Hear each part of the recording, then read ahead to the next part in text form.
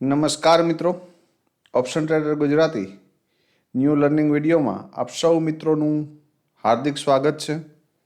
Video શરૂ કરતા પહેલાં મહત્ત્વનું ડિસ્ક્લેમર કે ભાઈ આ વિડીયો જે છે તે માત્ર ને માત્ર એજ્યુકેશન પર્પઝથી છે. આની અંદર કોઈ પણ જાતની કોલ ટિપ્સ આપવામાં આવતી નથી અને જો તમારે રિયલ મનીથી માર્કેટની અંદર ટ્રેડ કરવો હોય તો તમારા ફાઇનાન્શિયલ એડવાઇઝરની સલાહ લઈ અને ત્યાર પછી જ કરવો. તમારા પ્રોફિટ અને લોસ માટે ઓપ્શન ટ્રેડર ગુજરાતી કોઈ પણ જાતનું જવાબદાર નથી. બરાબર? તો કેવું રહ્યું મિત્રો આજનો દિવસ? ખરેખર ગેપઅપ નહીં પણ આને તો મહા ગેપઅપ કહેવાય. પણ શું આ મહા ગેપઅપની અંદર ઓપ્શન બાયરનું ભલું થાય ખરું? કોમેન્ટમાં જણાવજો. કેમ કે મને લાગતું નથી કે આની અંદર કોઈ મિત્રો સારો એવો પ્રોફિટ કરી શક્યા હશે.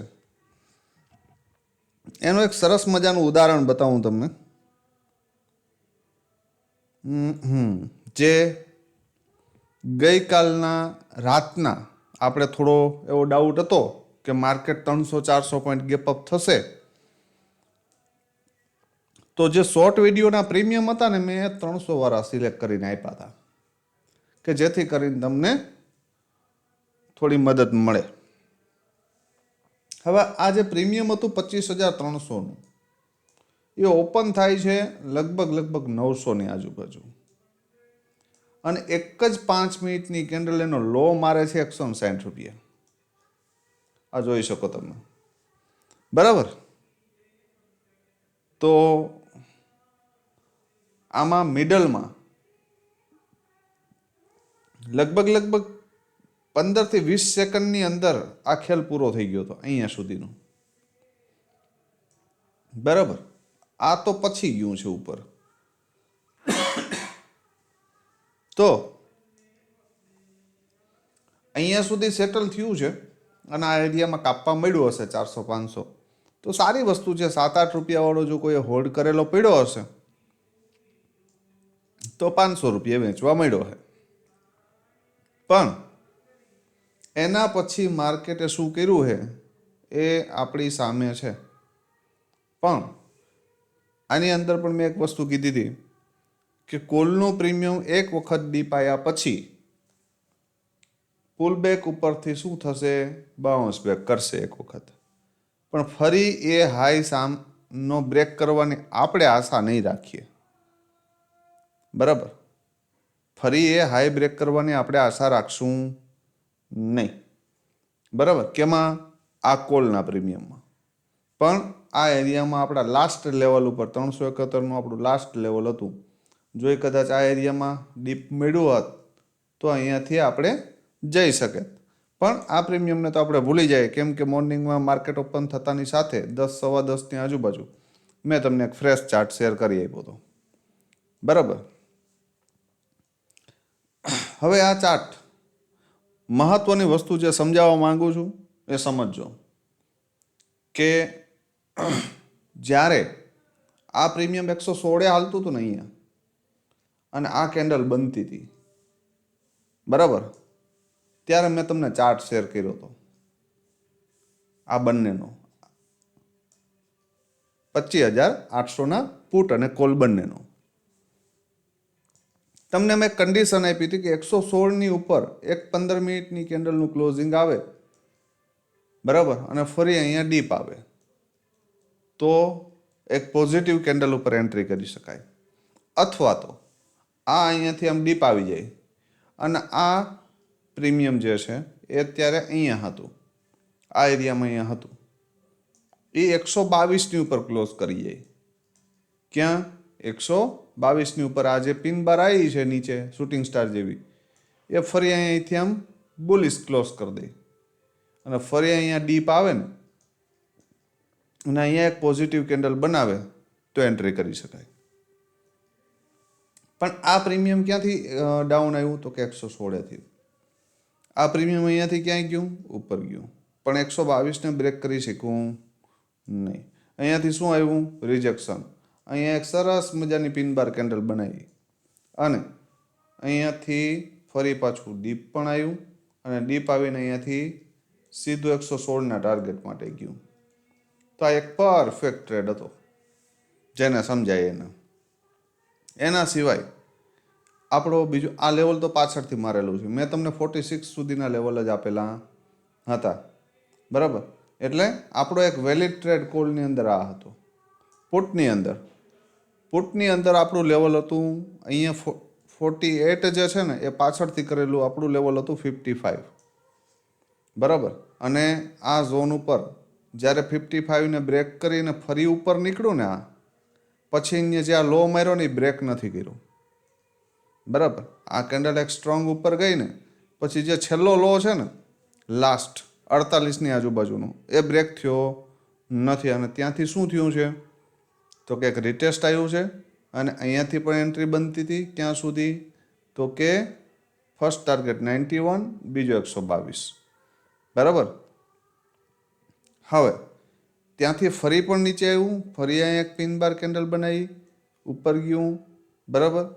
તો 1 થી 2 વખત આની અંદર એન્ટ્રી હતી. હવે તમને એવું લાગતું હશે કે સાહેબ આ જગ્યાએથી બાઉન્સ બેક કર્યું છે, ભાઈ આ જે ઇફેક્ટ છે ને એ એક્સપાયરી ઇફેક્ટ છે, પ્રીમિયમ ડીકે. હવે આની અંદર ટેકનિકલ કામ કરે નહીં, પણ તમને 1 થી 2 વખત તમને ડાયરેક્ટ 2x ફંડનો ટાર્ગેટ મળે તો પછી સેટઅપને ક્લોઝ કરી દેવાય. કેમ કે એક જ ટ્રેડ થવો જોઈએ. એક થઈ જાય, સારો એવો પ્રોફિટ મળી જાય, આરામ કરો ભાઈ, શું વાંધો છે, બરાબર. તો આશા રાખું છું કે સમજાણું હશે, બરાબર. અને જો ઓવર ટ્રેડિંગ નહીં કર્યું હોય તો તકલીફ નહીં પડી હોય. બાકી તો ઓવર ટ્રેડિંગનો બીજો કોઈ ઈલાજ છે નહીં, બરાબર. હવે જોઈ લ્યો આવતીકાલે શું થઈ શકે. હવે જો ભાઈ એક સરસ મજાની વાત કહું છું કે market 1350 point gap up open થઈ ગયું. આપણે માની લઈએ થઈ ગયું, બરાબર. રીઝન શું છે તો કે ભાઈ ટ્રેડ ડીલ હતી જે એ યુએસએ સાથે થઈ ગઈ અને માર્કેટ બુલિશ થઈ ગયું. તો ભાઈ ટ્રેડ ડીલ થયા પછી બુલિશ ઓપન થયા પછી સીધું 26,300 થી સીધું ક્યાં આવ્યું 25,640. આ 650 પોઈન્ટ ડાઉન શું કામ આવ્યું? જો માર્કેટ માટે આ પોઝિટિવ ન્યૂઝ છે તો આ ડાઉન શું કામ આવ્યું? દાળમાં કંઈક કાણું છે, આ વસ્તુ યાદ રાખવી. કંઈક તો લોચો છે, બરાબર. અને યા તો પછી દાળ જ આખી કાઢી છે, આ યાદ રાખવાનું, ક્લિયર જ રાખવું ભાઈ. એનું કારણ છે કે જે આ ટ્રેડ ડીલ થઈ છે શું એક દિવસમાં થઈ ગઈ છે? બરાબર. આ ટ્રેડ ડીલ થઈ છે એ એક દિવસમાં નથી થઈ, આ મગજમાં જ રાખવાનું. એનું કારણ છે કે ભાઈ એક દિવસની અંદર જો ટ્રેડ ડીલ થઈ હોય, રાતે 11 વાગે ટ્રમ્પ સાહેબ સીધો ટ્વીટ કરે અને મોદી સાહેબ એને આવકારે, બરાબર, તો આ ગેપઅપ શેનું થાય? આવડું મોટું ગેપઅપ થાય શું કામ? બરાબર. એટલે ઇનસાઇડરને આ વસ્તુની ખબર જ હોય હંમેશા. કે હું ઘણી વખત વિડીયોમાં કહું છું કે ભાઈ જ્યારે પણ કોઈ ઘટના બની જાય ને પછી માર્કેટની અંદર એના ન્યૂઝ ફ્લો થાય અને ત્યારે જે કાર્યક્રમ થવાનો હોય ને એ થઈ ગયો હોય, બરાબર. તો એ કાર્યક્રમમાં આપણે ભાગ લેવો નહીં. મારો કહેવાનો ભાવાર્થ છે કે જે કાર્યક્રમ પહેલેથી જ થઈ ગયો છે એની અંદર આપણે ભાગ લેવાની જરૂર છે નહીં. એ કાર્યક્રમને પતી જવા દેવાનો, બરાબર. એટલે જ મેં સવારે મેસેજ કર્યો હતો કે ભાઈ હું તમને ફ્રેશ ચાર્ટ આપું છું, થોડી વાર એનું જે આ કાર્યક્રમની પૂર્ણાહુતિ છે એ થઈ જવા દો, બરાબર. એક ચાર્ટ સેટલ થઈ જાય પછી આપણે નક્કી કરીએ કે ભાઈ હવે આ શું કરે. તો વધારે મગજ નથી મારવાનો ભાઈ. આ કાર્યક્રમ પૂરો થઈ ગયો છે, બરાબર. અહીંથી માર્કેટની યા તો 26,000 જવું છે, મતલબ 25,900, બરાબર, જ્યાં છે ત્યાંથી યા તો 25,500 આવવું છે. અહીંથી બે ડિરેક્શન છે એની પાસે, યા તો અહીંથી અહીંયા નીચે, યા તો અહીંયાથી અહીંયા. બરાબર, અહીંયા તો ઉપસે નહીં. બરાબર, ઉપસે તો આપણે ખ્યાલ પડી જશે કે આ ઊભું છે, તો આપણે નહીં ઘૂસીએ ને ત્યાં. બરાબર, તો 25,813 આની ઉપર નીકળે ને તો સૌથી પહેલો ટાર્ગેટ આ 25,850 અને એનાથી ઉપર 25,900.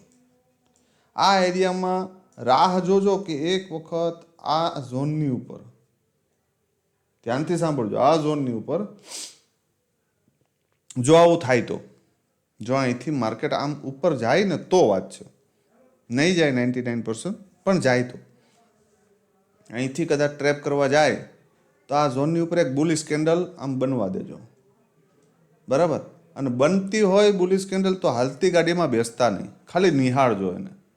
બરાબર, અને અહીંયાથી પછી એ જ કેન્ડલ આમ ખેંચાઈને ક્લોઝ કરે ને તો સમજવાનું કે અહીંથી ફરી પાછા સેલર એક્ટિવ થયા છે ભાઈ. કેમ કે આ સ્ટ્રોંગ સેલિંગ એરિયા રહેશે ક્યાંથી? 25,850થી લઈ અને 25,900. મારા મત મુજબ આ એરિયામાંથી એક નેગેટિવ કેન્ડલ મળે ને તો હું અહીંયા સુધી શોર્ટ કરી દઈશ. તમે શું કરશો એનું મને ખબર નથી, હું કરી દઈશ. પેલું બર્ડન આ અને બીજું આ. બરાબર, આટલું ક્લિયર. હવે ધારી લ્યો કે મોર્નિંગમાં આ એરિયામાં નીચે ક્લોઝ ટૂંકમાં ઓપન થયું અને જો આ ક્લોઝિંગની નિયર બાય આવે ને અહીંથી રિજેક્શન દેખાય ને તો આના રિટેસ્ટ ઉપર પણ જઈ શકાય. ક્યાં પણ એક કેન્ડલનું ક્લોઝિંગ આની નીચે જોઈએ તો રિટેસ્ટ ઉપર જઈ શકાય, 640 નીચે. ક્યાં સુધી? તો કે પહેલો ટાર્ગેટ 25,550ની આજુબાજુ અને બીજો 25,462. આ બે ટાર્ગેટ અહીંયા સુધી. બરાબર, આવી શકે માર્કેટ, એમાં કોઈ નવીનતા છે નહીં. બરાબર, તો પ્રીમિયમ જોઈ લઈએ. બરાબર, એટલે વધારે ખ્યાલ પડશે. 25,900 CE શું થઈ શકે? આ તો PE છે, સોરી 25,900નો આ CE નો ચાર્ટ અને આ છે 25,500નો PE નો ચાર્ટ. સૌથી પહેલા સમજી લઈએ CE ને. 25,900નો કોલ જે છે 150ની ઉપર, ક્યાં 150ની ઉપર એક 15 મિનિટની કેન્ડલનું ક્લોઝિંગ આપે અને ફરી એનું રિટેસ્ટ આવે ક્યાં સુધી? 130 આવે અથવા તો આ લોહી આવે અને અહીંયા સપોર્ટ લેતું દેખાય તો એન્ટ્રી કરી શકાય એક નાના એવા ટાર્ગેટ માટે 205, અને એનાથી ઉપર જાય તો 220થી 25. જો ટ્રેપ કરવા જાય તો 20-25થી 40 સુધી જઈ શકે, પણ શ્યોરિટી નથી. બરાબર, આપણે આ ટ્રેડની અંદર એન્ટ્રી કરશું તો માત્ર ને માત્ર અહીંયાથી ક્યાં સુધી? અહીંયા સુધી. અને એ ડીપ મળે તો. બીજી કન્ડિશન, આ પ્રીમિયમ અહીંયા મળે ક્યાં? 65ની નીચે મોર્નિંગમાં જો. બરાબર, અને આની ઉપર નીકળે તો એક ક્લોઝિંગ સુધી જશું આપણે, અથવા તો આ લો સુધી જશું. બરાબર, આનાથી વિશેષ નહીં. 21 રૂપિયા મળે તો એક વખત 21થી 65 જાય. બરાબર, અને ફરી તમને જો અહીં મળે, જો અહીંથી બોટમેથી તમને સપોર્ટ લેતું દેખાઈ જાય ને તમે બેસી ગયા હોય તો ક્યાં સુધી બેસવાનું? 65 સુધી. બરાબર, અને 65થી ઉપર એક કેન્ડલનું ક્લોઝિંગ કરે ને ફરી અહીં ડીપ મળે તો એન્ટ્રી કરી શકાય ને પોઝિશનલ ટ્રેડ માટે જઈ શકાય 150ના. પણ આવું થાય તો બરાબર, આટલું બધું થશે નહીં. યા તો અહીંયા મળશે યા તો અહીંયાથી બાઉન્સ બેક કરીને ફરી ડાઉન આવશે. આપણી એન્ટ્રી માટે આપણે વિચારવાનું છે કે એક 15 મિનિટની કેન્ડલનું ક્લોઝિંગ 150ની ઉપર આપી દેતું અને ફરી તું ડીપ આવતો મારી એન્ટ્રી કરું, નહીતર નહીં કરું. અથવા તો આ 65ની નિયર બાય ક્યાંય સપોર્ટ લઈ અથવા તો 65ને તોડીને ફરી ઉપર નીકળે અને એક પોઝિટિવ કેન્ડલ મળે તો આપણે આ ક્લોઝિંગ સુધી. આ કોલની બે જ કથા છે, ત્રીજી કોઈ કથા નથી. બરાબર, યાદ રાખજો. હવે પુટ જોઈ લઈએ. પુટની અંદર શું થઈ શકે? 25,500નો પી. એરિયો આપણે આપણો નક્કી કરી લેવાનો છે કે અહીંયા મળે તો જ કરવું છે, નહીતર નહીં કરવું. બરાબર, કેમ કે બાકી કરવા જાય તો ચપલા પણ હાથમાં લેવા દે નહીં ભાઈ. તો ધ્યાન રાખજો, પછી કહેતા નહીં કીધું નહોતું. તો 25,500ના પુટની અંદર જ્યાં સુધી આ 101 છે ને 101, આની ઉપર એક 15 મિનિટની કેન્ડલનું ક્લોઝિંગ આપી દઈ અને ફરી જોઈ તમને થોડુંક અહીંયા ડીપ 94, 95, 90 ક્યાંય પણ બરાબર સપોર્ટ લેતું દેખાય ડીપ, તો એન્ટ્રી કરી શકાય. બરાબર, અને એન્ટ્રી કર્યા પછી પેલો ટાર્ગેટ 155, આનાથી ઉપર જાય તો 217. બરાબર, અને એનાથી ઉપર 285. આ 3 ટાર્ગેટ મળી શકે. બરાબર, પણ રિસ્ક રિવોર્ડને ફોલો કરીને જવું. આપણા કેપિટલના 60થી 70% મળી જાય એટલે આપણી 80% ક્વોન્ટિટી બુક થઈ જવી જોઈએ. આ ડિસિપ્લિન છે. બાકી 20% ક્વોન્ટિટીને હોલ્ડ કરો મજા આવે ત્યાં સુધી. બરાબર, આ ફર્સ્ટ કન્ડિશન. આ સેકન્ડ કન્ડિશન કે મોર્નિંગમાં 75ને બ્રેક કરી દીધું તો પછી એની જગ્યા છે 51ની નિયર બાય. પછી એ 40 હોઈ શકે, 35 હોઈ શકે અને 55 હોઈ શકે, પણ એરિયો આ હશે. પણ આપણે એન્ટ્રી ક્યારે કરવાની છે? ધારી લ્યો કે 40ની આજુબાજુ છે અથવા તો 42ની આજુબાજુ છે ને અહીંયા એક સરસ મજાની પિન બાર કેન્ડલ બનાવી છે અને આ લેવલની ઉપર ક્લોઝ કરી અને પછી આમ નીચે આવીને અહીંયા એક પિન બાર બનાવી. બરાબર, તો આની અંદર એન્ટ્રી કરાય અને 75 અને 101ના ટાર્ગેટ માટે જઈ શકાય. જો આ નીચે આવે તો અહીંયાથી નીચેથી ક્યાંય પણ એક વખત 51ની ઉપર આવવા દેજો, ફરી એને ડીપ આવવા દેજો. અહીંયા પિન બાર મળે અથવા તો કોઈ પોઝિટિવ કેન્ડલ મળે અથવા તો કોઈ પોઝિટિવ પ્રાઇઝ એક્શન મળે, બરાબર, ને સપોર્ટ લેતું દેખાય, આગળનો લો બ્રેક ન થાય તો એન્ટ્રી કરી શકાય અહીંથી. અને 51 બ્રેક કરી દે તો 75 અને 101ના ટાર્ગેટ માટે જઈ શકાય. 2x અહીંયા પણ છે એટલે ઉપર નીકળે તો પણ સારામાં સારો એક ટ્રેડ મળશે. નીચે આવે તો નીચે રાહ જોજો. બરાબર, તો આ 4 એરિયા છે આપણા. કેટલા? 4. એમાંથી કમસે કમ 2 પકડી લેશું ને તો એ 2x થઈ જશે. બરાબર, તો આશા રાખું છું કે આટલી સરળ માહિતી તમને સમજાણી હશે અને આવતીકાલના ટ્રેડિંગ સેશનની અંદર કંઈક ઉપયોગી થશે. તો જોઈએ કે આજે આપ સૌ મિત્રોએ શું કર્યું છે માર્કેટની અંદર. કેમ કે આજે ઘણા મિત્રોને એવા પ્રશ્ન હતા કે સાહેબ આજે તમે લાઈવ હતા. આજે લાઈવ માત્ર ને માત્ર હું તમારા માટે હતો ભાઈ. તમારા માટે એટલે ડેઈલી તમારા માટે જ હોય છે, પણ આજે એટલા માટે કે આજનું માર્કેટ ટફ હતું, જે તમારી સમજથી બહાર હતું. જે મિત્રો એઝ એ બિગનર કામ કરે છે તો રોંગ ટ્રેડની અંદર ન ફસાઈ જાઓ એટલા માટે મેં દિવસમાં 2 થી 3 વખત તમને ચાર્ટ શેર કર્યા અને ગાઈડ કર્યા હતા. નહીતર તો નોર્મલી આપણા વ્યૂ મુજબ જ માર્કેટ હોય છે અને દિવસમાં 1 અથવા 2 ટ્રેડ આપણે મળી જાય છે. બરાબર, તો એ ટ્રેડની ખાલી આપણે રાહ જ જોવાની હોય છે. તો એમાં ગાઈડ કરવાની ક્યાંય જરૂર પડતી નથી. અને વિશેષ કે આજે હું થોડો ફ્રી હતો. બરાબર, તો પોસિબલ થઈ ગયું. તો કેટલા મિત્રો મારા મેસેજને કારણે પ્રોફિટ કરી શક્યા છે અથવા તો બચી ગયા છે એ ખાસ કોમેન્ટમાં જણાવજો. એપ્રિશિએટ કરજો તો મને પણ ખ્યાલ પડે કે ભાઈ ખરેખર ક્યારેક ફ્રી હોય તો ગાઈડ કરીએ તો આપણા જે મિત્રો છે ને કેટલો ફાયદો થાય છે. બરાબર, તો જોઈએ આપ સૌનું આજનું શું રિએક્શન છે કોમેન્ટમાં જણાવજો. આવતીકાલે ફરી મળીશું નવા વિડીયોમાં. ત્યાં સુધી જય માતાજી, હર હર મહાદેવ.